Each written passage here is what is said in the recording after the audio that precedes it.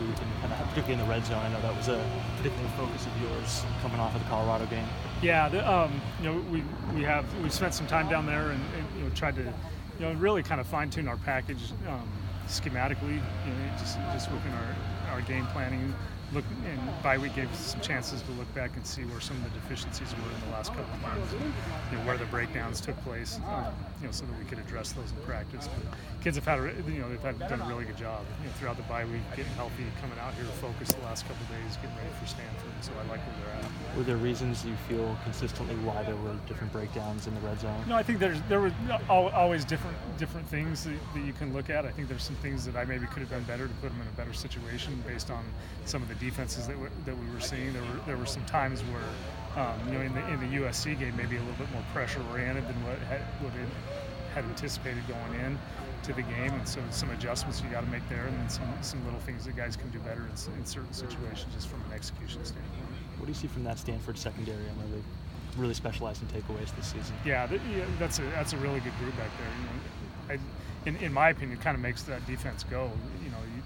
You say most defenses start from the front and work their way to the back end. I think that back end allows their defense to do a lot of different things. And anytime you have the ability to play close middle and to play some man coverage, and those guys give them the ability to do that. They've got length out there, athleticism, they can run. So that's definitely a big challenge for us.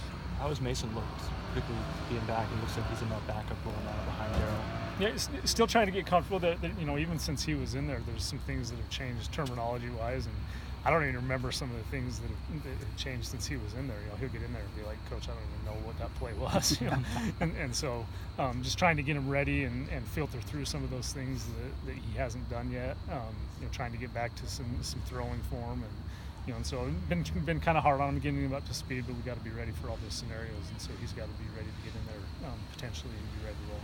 Why the timing now? I know you mentioned Connor and Aiden wanted to preserve for the red shirts. Why did it feel like now was the time to make sure that he was back in that spot so they didn't have to potentially burn those shirts? Yeah, I mean, really, with the injury situation, and then just a lot of it is kind of having a contingency plan.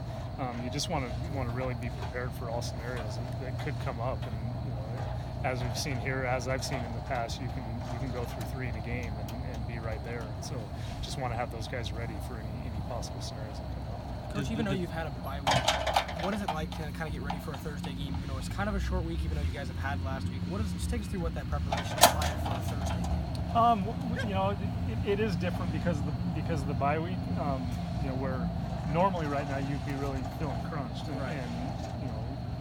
later days than normal, and probably longer practices than normal, just to be able to get things in. But because of that bye week, we were basically able to take both weeks that you would have or a full week in preparation, and you spread that over a week and a half, and so it gives you 2 opportunities to get Tuesday practices, 2 opportunities to get Wednesday practices. And so we did spend last week with some Stanford preparation, and that made it so this week we weren't so stressed trying to get reps of different things we had in the game plan. You mentioned last week that a lot of the things in the run game you did against Colorado, you'd actually introduce some of those concepts at USC. Is part of all of this that we saw in the breakout with Colorado do as much to health of guys having enough bodies and people available to do what you've been wanting to do all year? I think health is one. And Thomas Tyner is a good example of that, where the first part of the year had some of those nagging injuries, and he's full speed now. He's looked really, really good in practice. He's way more knowledgeable as far as the offense and the concepts, the terminology, all those things. And so when you get those guys more and more comfortable as the season goes with what they're doing, then you can start to build those packages. And so we were able to be kind of creative with that stuff against Colorado, get some of those groups on the field that involve those running backs and kind of mix and match them a little bit based on their skill set and maybe what their strengths are. And so definitely looking to continue that going forward. Darryl threw the ball downfield well, but did he also manage the game in terms of reads and getting out of plays and changing things from time to time? How did he handle all of that? I think he did a good job with that. I would say from that standpoint, probably his best game since he's been here in managing those situations. Did not have a lot of missed reads. And then I alluded to it earlier on, but the ability to have some of those explosive plays downfield and some of those chunk yardage plays in the throw game, so not only does the defense feel like they have to defend it, but then what it could do for you from an offensive standpoint. down in the red zone that quickly, and now we just got to get better when we're down there. Coach Baldwin kind of talked today about the importance of using both Noah and Thule as blocking tight ends, and that's why the run game maybe succeed a little bit. It's Colorado. What do you guys like about that 2 tight end set, and then specifically against a physical team like Stanford?